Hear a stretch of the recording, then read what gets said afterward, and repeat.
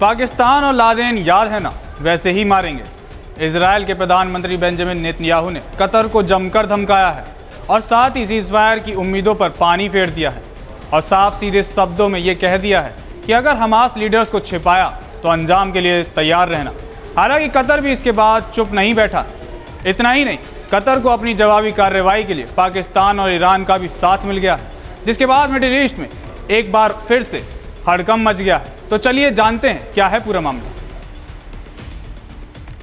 Israel के प्रधानमंत्री Benjamin Netanyahu ने हाल ही में हमास लीडर्स के चक्कर में कतर की राजधानी दोहा पर हमला कर दिया था। इस हमले के बाद इजरायली पीएम ने सीधे सीधे धमकी दी है कि अगर हमास नेताओं को कतर ने पनाह दी तो आगे भी वो ऐसी कार्रवाई से पीछे नहीं हटेगा। हालांकि नेतन्याहू को दोहा हमले को लेकर अंतर्राष्ट्रीय आलोचना का सामना करना पड़ा था, लेकिन उन्होंने इस हमले की तुलना अमेरिका की लादेन पर की गई कार्रवाई से की है, जो 11 सितंबर 2001 के आतंकवादी हमले के बाद पाकिस्तान में छिपा बैठा था।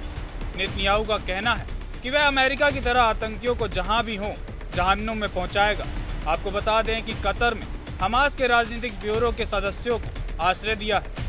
इजराइल के प्रधानमंत्री बेंजामिन नेतन्याहू ने सीज़फायर की सारी उम्मीदों पर पानी फेरते हुए कतर को धमकाया है। नेतन्याहू ने सीधे सीधे कहा है कि अगर कतर हमास के नेताओं को भगाता नहीं है तो उसे वैसी ही कार्रवाई के लिए तैयार रहना होगा जैसी अमेरिका ने लादेन पर की थी। उन्होंने ये सवाल किया कि अगर पाकिस्तान में घुसकर 9/11 के अपराधी को ढेर करना सही था तो दोहा में हमास के आतंकियों पर हमला करना गलत कैसे। साल 2012 से ही कतर में हमास ने अपने पॉलिटिकल विंग का दफ्तर खोल रखा है। कहा जाता है कि गाजा में हमास का राज कतर की राजधानी दोहा से ही चलता रहा है। ऐसे में हमास को जड़ से उखाड़ने की कसम खा चुके नेतन्याहू ने कतर को हड़काया है कि अगर वो हमास के लोगों को अपने देश से बाहर नहीं करेगा तो उन्हें वहां घुसकर न्याय करना होगा। नेतन्याहू ने कहा कि अगर कतर इससे बचना चाहता है तो हमास लीडर्स को या तो बाहर करे या फिर खुद ही उन्हें मार डाले।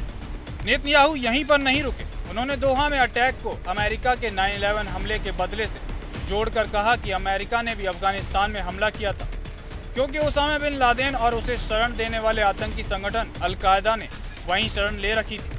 उन्होंने कहा कि हम वही कर रहे हैं जो अमेरिका ने किया था, जैसे उसने अफगानिस्तान में घुसकर आतंकी मारे थे और पाकिस्तान में उसामा बिन लादेन को ढेर किया था। उन्होंने कहा कि दुख की बात यह है कि लादेन के मारे जाने पर जो देश अमेरिका की तारीफ कर रहे थे वे हमारे एक्शन पर आलोचना कर रहे हैं।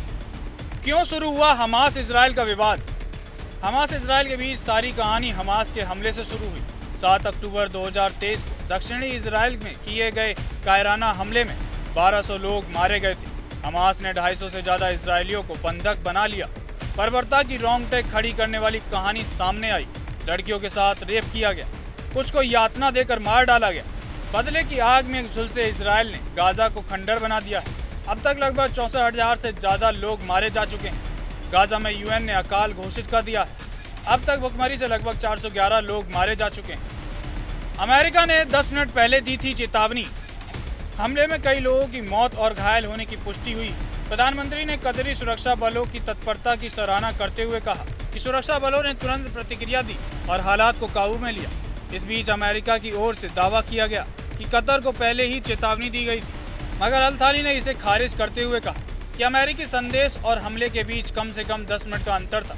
जब तक संदेश हमारे अधिकारियों तक पहुंचा तब तक धमाके शुरू हो चुके थे। कतर का रिएक्शन। प्रधानमंत्री अल-थाली ने सीधे इजरायली प्रधानमंत्री बेंजामिन नेतन्याहू पर आरोप लगाते हुए कहा कि कतर अपनी संप्रभुता और क्षेत्रीय अखंडता के किसी भी उल्लंघन को बर्दाश्त नहीं करेगा और जरूरत पड़ने पर उचित जवाब देने का अधिकार रखता है। यह हमला इस बात का संकेत है कि क्षेत्र में एक ऐसा ताकतवर खिलाड़ी मौजूद है जो अराजकता फैला रहा है। नेतन्याहू पूरे क्षेत्र को अपूरणीय टकराव की ओर धकेल रहे हैं। उन्होंने इसे अंतर्राष्ट्रीय कानून और नैतिक मूल्यों दोनों के खिलाफ बताते हुए विश्वासघात कहा और जोर दिया कि कतर अब भी शांति स्थापित करने की प्रक्रिया में जुटा रहेगा, खासकर जब ये भूमिका अमेरिका की मांग पर निभाई जा रही। इधर रिपोर्ट्स के अनुसार अमेरिकी राष्ट्रपति डोनाल्ड ट्रंप ने हमले के बाद कतर के अमीर से बात की।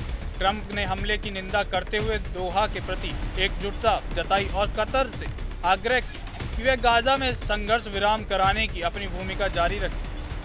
पाकिस्तान ईरान आए साथ। इजराइल के इस हमले के बाद पाकिस्तान के प्रधानमंत्री शहबाज शरीफ ने कतर के अमीर शेख तमीम बिन हमद अल थानी से फोन पर बातचीत कर इजराइल के हमले की कड़ी निंदा की। उन्होंने इसे कतर की संप्रभुता और अंतर्राष्ट्रीय कानून का खुला उल्लंघन बताते हुए कहा कि पाकिस्तान इस कठिन घड़ी में कतर के साथ मजबूती से खड़ा है और उम्मा की एकजुटता की अपील करता है। वहीं ईरान के राष्ट्रपति मसूद पेजेस्कियन ने कहा कि क्षेत्र की स्थायी शांति तभी संभव है जब जायोनी इकाई के कब्जे और हमलों का अंत हो। उन्होंने अंतर्राष्ट्रीय समुदाय से तुरंत कार्रवाई की मांग करते हुए कतर की संप्रभुता के उल्लंघन को वैश्विक चिंता का विषय बताया। लिहाजा इस सब के बाद एक बात तो एकदम साफ है कि इजराइल हमास के लीडर्स को खत्म करे बिना हार नहीं मानेगा, फिर चाहे बीच में कतर हो या कोई और। लेकिन इस सब के बाद एक सवाल उठता है कि क्या ये मिडिल ईस्ट में किसी नई जंग की शुरुआत तो नहीं है? पहले से जहां इतने युद्ध चल रहे हैं और दुनिया पिछले कुछ सालों में इतने सारे युद्ध देख चुकी है, ऐसे में एक और युद्ध की आहट सुनाई देना किसी खतरे से कम नहीं है, क्योंकि कतर के लिए मुस्लिम देश बिल्कुल भी पीछे नहीं हटेंगे। ऐसे में तीसरे विश्व युद्ध की घंटी बजना लाजमी है। बहरहाल आपका क्या कहना है इजराइल के इस हमले को लेकर? हमें कमेंट में जवाब जरूर दें।